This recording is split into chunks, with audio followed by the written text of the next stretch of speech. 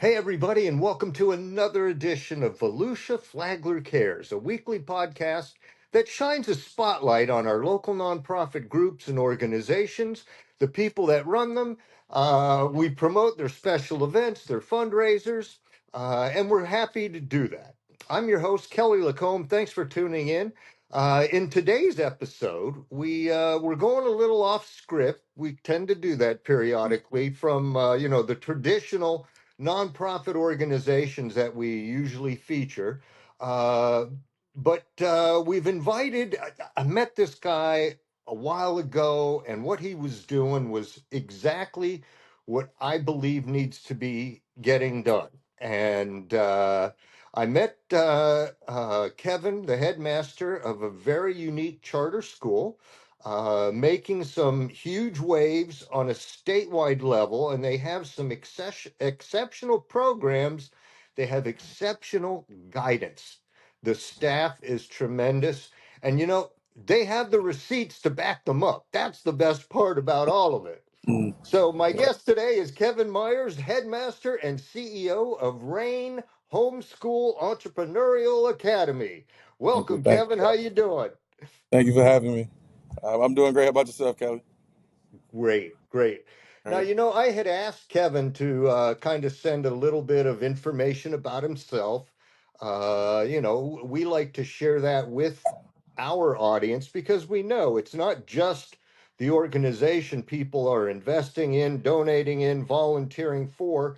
It's the credibility of all of the parts and pieces of what brought it all together. Right. So, first and foremost, you're Floridian, which there aren't many of those around, No. native of Miami, Florida, and graduate of Bethune-Cookman Yeah. University. Yeah. Wildcats. Yeah, man. And Yeah. then, you got into exceptional student education, social services, public high school, juvenile justice. You kind of bounced around there. What is that still what kind of guided where you ended up here? Absolutely. Yeah. Absolutely. When I started out in the juvenile justice system, I just noticed that um, it was almost like it was too late to make a difference in the children's life because at that point they were already marked. They were already. It's almost like they had their path already cut out for them because Yeah. they get stipulation, they get the records, and then they just go down the downward spiral. Well, even just the hope and expectation of it excelling. Yeah, absolutely. And so I was just like, hey, I was always taught to be a part of the solution, not a part of the problem. And so I didn't complain. I didn't try to, you know, Love it. make. Yeah, I just figured it out. I was like, hey, let's figure out how can I make a difference? Where can I cut them off? You know, where where could I meet them in their own territory? And it was like, Mm-hmm. well, children spend the majority of their time in school more than they do anywhere else.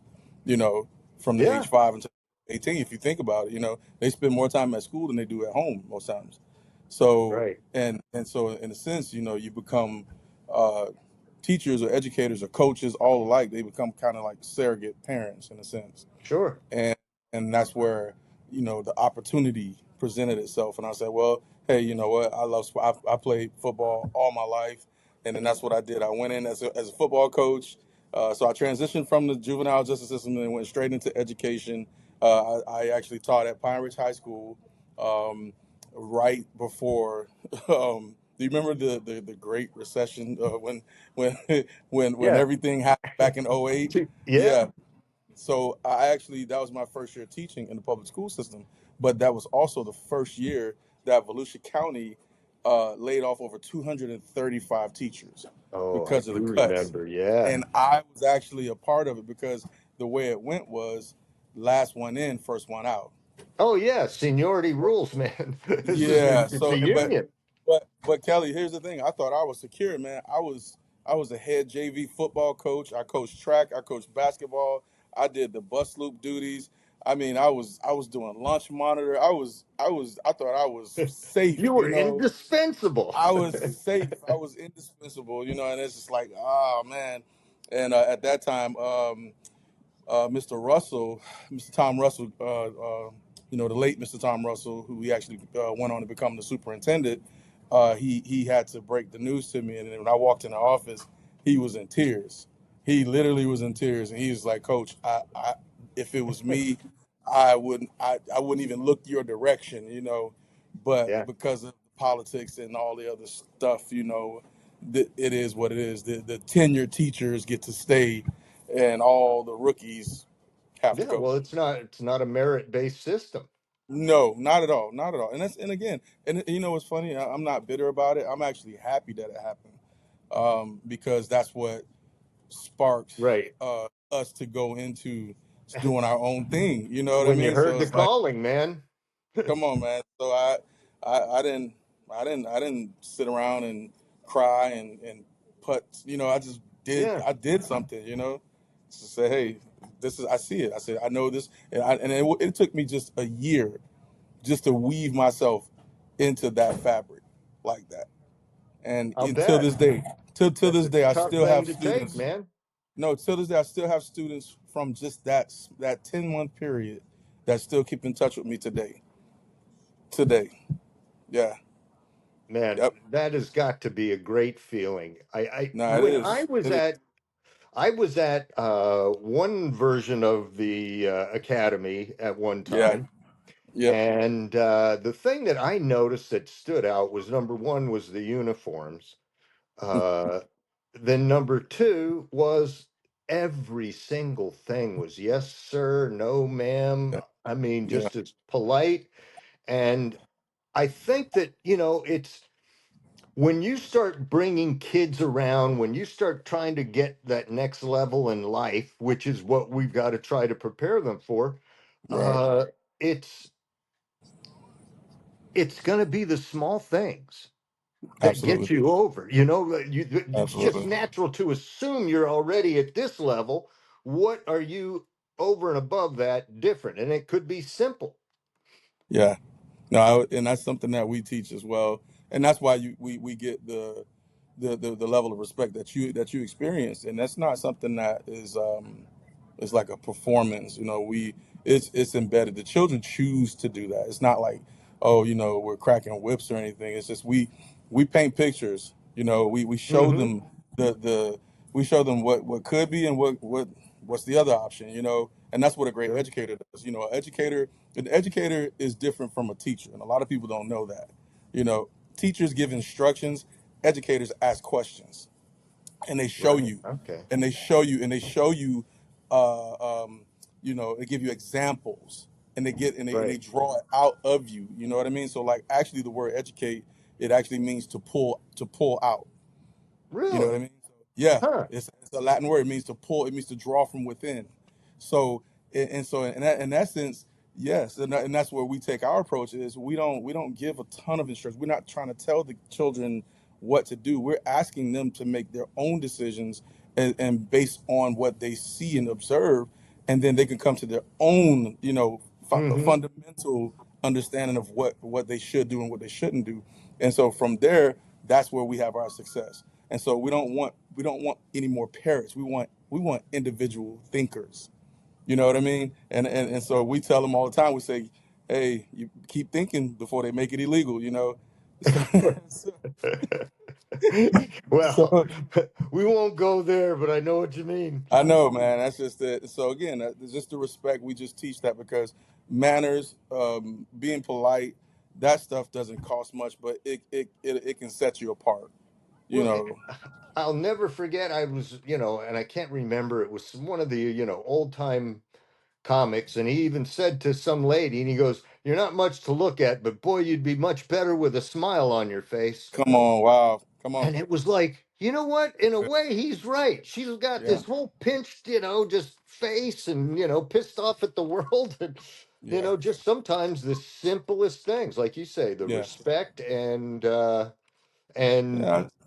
going to the next level. Yeah, we use a lot of common sense approaches to things. We use a lot of words of wisdom, just things that make people think. And we always say, well, life is already hard. Don't make it harder. Right. You know what I mean? So it's like, so it's just, and these are the things that we're constantly drilling, just things to make them think. And that's the Yeah, problem where most most individuals now, it's like they're on autopilot. They don't want to think. They want things to think for them. This is why sure. AI is so good now, because I don't have to think anymore.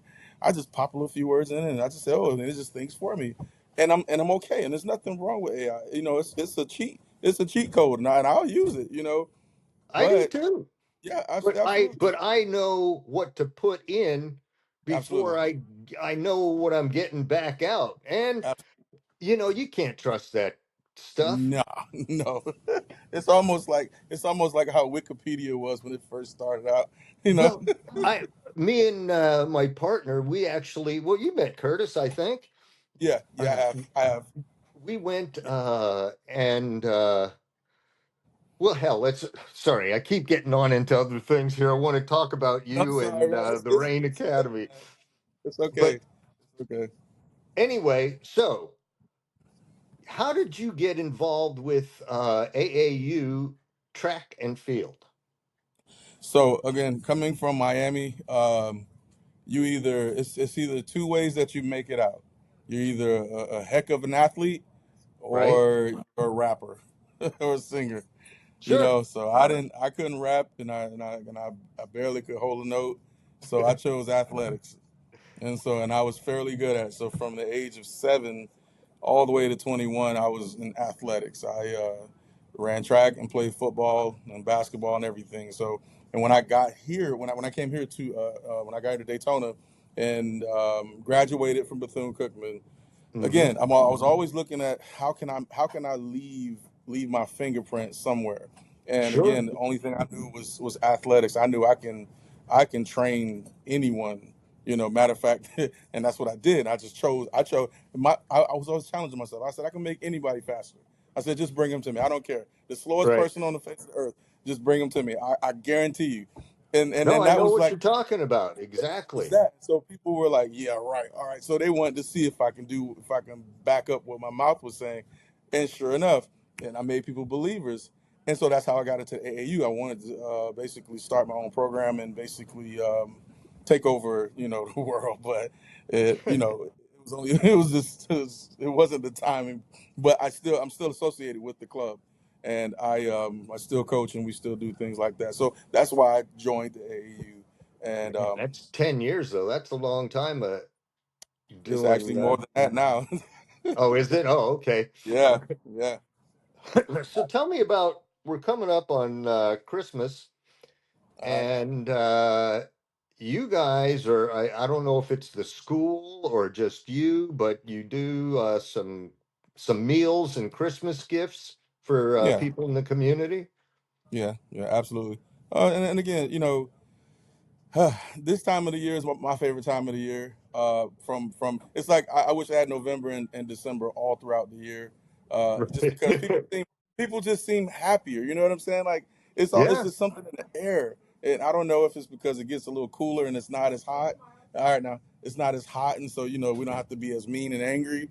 But it's just something in the air, and it makes people like, I guess, just believe and want to love and share and be grateful and all that stuff. It's just magic yeah, almost. And then that's what we just started doing. So it's not like we're doing anything different than anybody else. We're just adding our peg to the wheel, and that's just it. We're just doing our part. And that's just what we do. And we teach our kids, always give back. Always focus. Oh God, sorry. Sorry if you hear the puppy. um, we love just give. puppies. Yeah, and that's what and our kids love to give. They if we said, hey, we're gonna do a drive tomorrow, we're gonna go by and bless some people, and they're lined up ready to go, because it's like we showed them that it's almost like you get high off of Sure, just man. serving other people and giving to other people. And man, I I'm was I'm in a, lieutenant governor of Kiwanis clubs, man. I know, it's like you feed off of that. yeah, come on. Yeah, I hunger and thirst for it. I mean, it's just, you have to experience it in order to know what we're talking about right now. You know what I Yeah, I mean? think so. I think so. And it is. It's just as good as, and anything you could take on the street. Absolutely. No, it is. It's a I high. honestly, I really do feel like it releases, like it's a dopamine release in my head, because it's like I just to see people. I like to see people happy, right? And if I can contribute to Hmm. that, if I can put a smile on your face, I will do it. You know what I'm saying? Right. And that's what it is. And that's why. Why? Because I don't know. I don't know. It's it's just like one of those things. I don't know. I don't know why I want people to be happy. I don't know why I want the world to be a better place. I don't know. I guess because You don't it's need better to, than man. Just follow I it. don't need to. You know what I mean? It's like I just know it feels Yeah. better when it's better. You know what I And mean? It feels better when it's I'm the same way. It's almost like, well, what else could you do? yeah. I mean, So really, honestly. so where is Rain Academy now? How does that work? Right now, location wise, we're in Ormond Beach, right on Granada Boulevard, Oh, and okay. so now, and then we're also in the position now where we're actually going to be moving to the Daytona Beach area, Oh, and we're looking for cool. a place there as well. Yeah, so So are you we going have to an have two opportunity. locations, or you're just moving everything to Daytona? We're just gonna upplant and move everything down there because that seems to be more of our clientele, so to speak. So that's where we're gonna Bring the go. And mountain to Muhammad? that part, that part. Yep. No, seriously, because we have people that are constantly trying to get to us and they can't, and it's all Yeah. because of transportation. It's all location, location, location, location. And so we're just listening. We're just like, okay, let's Yeah, just well, when you figure, the majority of one group, and here you can actually, okay, we can get more yeah. in here if we are a little more accessible to the people that need it. Now, do you have support by, transportation groups, or, is there how do people help you um do what you're doing? Because I think that, number one, let's just talk about what it is that you do. You Okay. take not necessarily at-risk youth, but you take kids who potentially could be seen as at-risk youth, Right. and you mold them Mhm. into great students and great people. People, yeah. So, I mean, why doesn't everybody do this? What's going on? I don't know. That's one of those questions that I can't answer. I just know I'm doing my part, Well, and I mean, like, science wise, what I, what do you do different that other places are not doing? nothing. It's not that we do anything different. We just do a lot of stuff right. Okay. You know what I mean? So like we dig deeper. We go the extra mile. Okay. Our students aren't just students. They are an extension of our families. So they are families to us. So we don't look at them as students. We look at them as if this is my niece or my nephew, or my Right. son or my daughter. It's just, what would you Family. want your family? So it's like you have to, in life, you'll look at people one of three ways. The first way you'll look at someone is are they an opportunity? The second way is, are they competition? And the third one would be, would you look at them as their family? And that's how we look at our students. They're not competition and they're not an opportunity, right? And that's when most people fail when they try to start schools, is they look Hmm. at children as opportunities. Oh, I'm going to make money. Oh, I'm going to drive these fancy cars. No, I'm sorry to tell you, that doesn't happen. Yeah, but So I mean, that's all well and good, Kevin, but yeah, yeah, it takes a ton of yeah, money. It takes a ton yes, of resources just to yeah, do the bare minimums. Forget trying to absolutely, do it right and yeah, excel. So, and true, very true. And I've been, and here's the thing, I don't know how to. I don't know how to raise money properly, so I do need help in those areas. We're too right. busy doing what we're doing. Yes, it takes a ton of money to do what we're doing, and yes, we do have. our school is cyclical. Like we're in service for 10 months out of the year. Hmm. The funding that we do get from a third party um, organization, they only give it to us 4 times out of those 10 months. So we're the whole time we Oh, spend time God. just waiting. Yeah, we Yeah. literally are professionals at waiting on funding to come through. And again, that puts a strain on us. Your When, staff, yeah, yeah, everybody, landlord. everybody, everyone is trained. And I promise you, if there are more educators and more people in this industry and they watch this, they will tell you, amen, 100%. I am telling you the truth. It is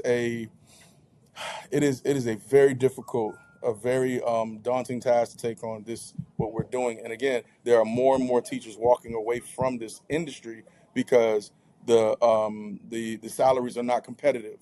You know what I Well, mean? You can't well, make a you can't you well. know Let me ask you this: there is, and I don't know if it actually. I think it's going state by state, but it would allow the tuition money normally put together through school tax to go to charter schools Mhm. as opposed to public schools. Yeah, yeah. Are That's you third party involved in any organization. of that? Yes, and again, Okay. and those families that receive those particular scholarships, initially those families were below, either at the poverty line or below the poverty line. So in Mhm. essence, um, you would get the scholarship for the child, but the scholarship did not cover the entire scholarship for the child to be at your school. So in essence, the parents will have to pay more just to cover their portion. Now, remember, these are Yeah. parents that are at poverty level or Right, right. below. Yeah. You understand? So it's just like, so what we did was we just said, okay, we'll figure it out. We're not going to ask these people. All we ask them is to commit, right? We Yeah. when we bring them in, we do our vetting process. We give them a triangular speech. This is a relationship. You're the parent, you have the child, and us. If there's a break in between any of those pieces, this relationship does not work. All we ask is for 100% of your commitment, a commitment from your child, and you'll have your commitment from us, and we'll make this work. And this is why our parents love us, right? So with that being said, the only issue is, where is the money coming from to cover, them? So we have to do little odd and end things. So we do car washes, we do whatever it takes. We have to do little bake sales or this and that. But again, it still doesn't But cover. But that's it, just, yeah, you need more you need yeah, that real money that yeah, becomes like, part of a foundation or something. absolutely. No, it's honestly that's what we need. And again, we're in that And position where we don't have a ton of access to that, and on top of that, we're not doing a bunch of fundraising properly.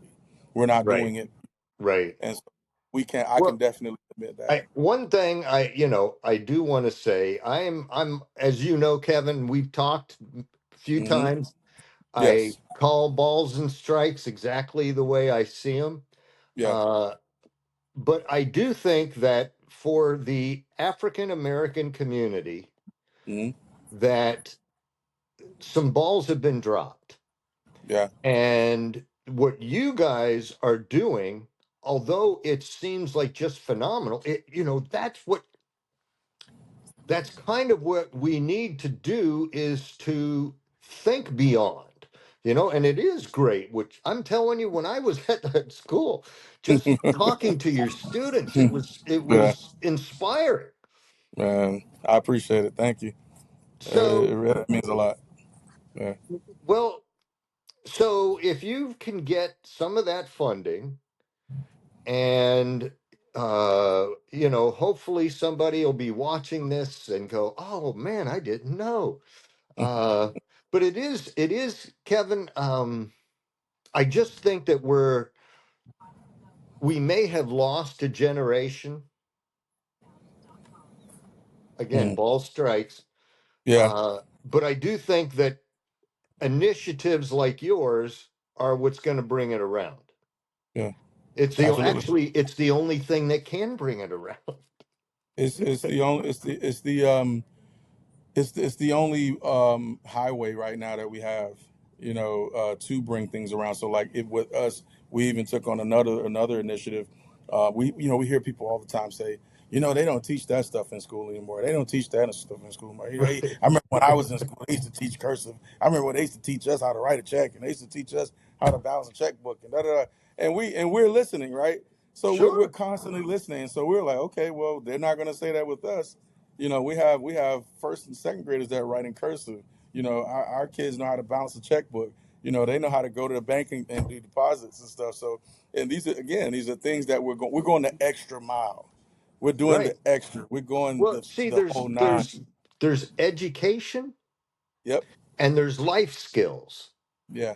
And no matter what, like you had said, a good educator Right. combines that all together, as Absolutely. opposed to a teacher that just, okay, here's the assignment, and Yeah. I mean, Bueller, Bueller.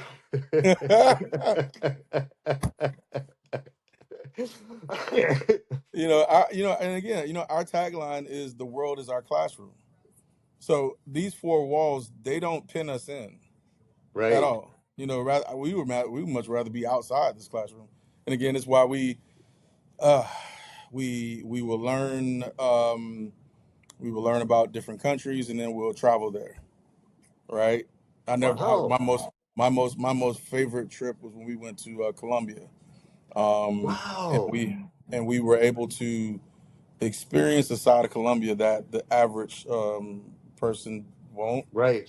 because we made a connection over there with some what they would call chiefs of villages, and we were able to go into a village that was developed by runaway slaves.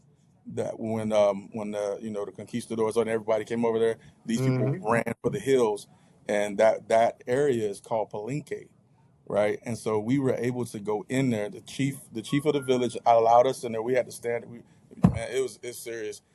And kids till this day, they still talk about that experience. And Well, again, these are things. yeah. Yeah, these is this is what we want. We want a class without walls. Again, how do you educate a child? You have to give them the experiences. You got to But expose them to. even Kevin, even going through the process of getting a passport, getting, Oh gosh, the yeah. traveling and the this, I mean, there's just so Oh my much to gosh. that, Oh my gosh. is educational, It it's is. It practical is. education. Man, we got some stories, man. We had people who had to drive to Miami the night before to go get their passports because that's the only rush services down there, and then they had to drive all the way back here just to go to Orlando airport, and it was like, man, listen, we have some stories, and again, these are all learning experiences that our Sure they children are. take underneath their belt. But again, why aren't other people doing it? I don't know. I don't know. Maybe they didn't answer their call. I don't know. But we are doing it, and we do need help. Well, We how do need many help. how many grades do you teach? Our school goes from kindergarten all the way through 12. Oh, wow. So the full Mm, spectrum. yeah, absolutely. Yep. And All learning. I we're gonna go ahead. I've already got the URLs Hmm. and the links so that people will be able to go to those, Hmm. and the phone number to get in touch and to donate.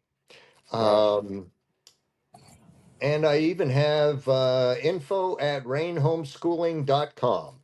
Right. Yep. Okay, well, hey, everybody, we, Kevin, you really have a great thing going, and I just wish more people could see it. Maybe we need to get some video of it or something, and make it into something nice. But uh, I know that if anyone has a chance to witness what you're doing, Right. uh, they're going to not only get on board, but want to get on board. Right. It's you really are doing a wonderful service for the area, and for, a whole group of kids. Right. And I appreciate it. Thank you, man. I don't do well with all that stuff. People always say give it roses while they're while they can receive them and stuff. And I don't. This is one of the most thankless. I'm Well, serious. It is the most thankless profession on the face of this earth, I could say. But we don't do it for the thanks. But yeah. at the same time, we do appreciate, you recognizing our efforts, and Oh, and there's it's huge effort, man. I can see it. This goes way beyond, what you're I mean, doing for kids. we encourage people to come. We even encourage parents to come, because we have parents that they're extremely young and they don't understand their children, and we Right, offer them to come into the classroom and see how we operate and see how we orchestrate. Kids. I mean, oh my God, if I had a dime for every time someone would come to our school and say, "My God, that kid's at your school and he's behaving," and I was like, "Yeah, what's wrong?" He was like, "Man, when he was at this other school, man, he was a terror." And I was like, "Whoa, okay, well, no, he's not a terror here, right. because And stop he loves." spreading bad karma. Right, like, no, so no, there are no bad kids. It's just they just don't have an opportunity, and it's just it. Right. But yeah, absolutely. We encourage people to come by and hang with us and sit with us, and we're open for Well, observations too. Like, I got to tell you, like when you invited me to come out, it was so wonderful to get a chance to, yeah, to speak with your students, yeah, and to encourage them beyond what might normally be brought up. yeah, That's the I can get, like I say, I call balls and strikes. That's what I do. absolutely. You uh do shoot them but straight, and I appreciate it. you have to That, you have to be real. yeah, you know no, the I world, agree. like you said, the world is too tough. You gotta have your together, man. Listen, don't make it worse than it already is. You know what I mean? Let's Yeah. just like the best advice I heard just recently was, if you're messing something up and you don't know how to fix it, the best thing to do is just stop messing it up at that point. Just Right. stop. Just stop messing it up. Stop messing it up, Right. right? Don't double Just stop. down. Don't. Don't, just stop. Yeah, just stop, and then at that point you can figure out what you're doing. Just stop. And again, that's Yeah. where we are, and we appreciate again, for you coming in and giving us this highlight. And it's again, we got our heads down and our hands to the plow, and we don't. I don't know, man. We definitely need the help. We do. I can sincerely say that all anything anything that can promote and push this forward, we're open, Okay. because we Well, have more work to do. how many kids do you have? We have about 83 kids right now. Whoa, that's Yeah. more than the last time I talked with you.